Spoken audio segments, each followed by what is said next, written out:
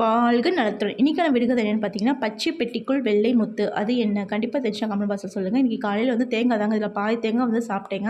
தேங்காய் வந்து நம்ம அப்படியே வெறும் வாயில வந்து நல்லா மென்னு சாப்பிட்றப்ப வந்து அது வந்து உடம்புக்கு வந்து அவ்வளோ நல்லதுங்க. வாய் புண்ணு, வயித்து புண்ணு, வயிறு சம்மந்தமான எல்லா பிரச்சனைக்குமே வந்து நல்ல நிவாரணங்க தேங்காய். ஸோ முடிஞ்ச அளவுக்கு வந்து தேங்காய் சட்னிலாம் எடுக்கிறப்போ வந்து தேங்காய் வந்து அப்படி சாப்பிடுங்க. தேங்காய் வந்து நம்ம கொதிக்க வச்சு சாப்பிட்றப்ப தாங்க அது உடம்புக்கு வந்து கெட்ட கொலஸ்ட்ராலா மாறுது.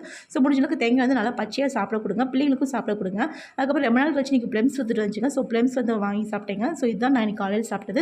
மதியானத்துக்கு பார்த்தீங்கன்னா 2 சப்பாத்தி, கொஞ்சோண்டு நேத்து வச்சு வெள்ளைப்பூடு குழம்பு இருந்துச்சுங்க. அதுக்கப்புறம் ஒரு முட்டை, கொஞ்சோண்டு வந்து இனிப்பு பூசணிக்காய் காய்ங்க.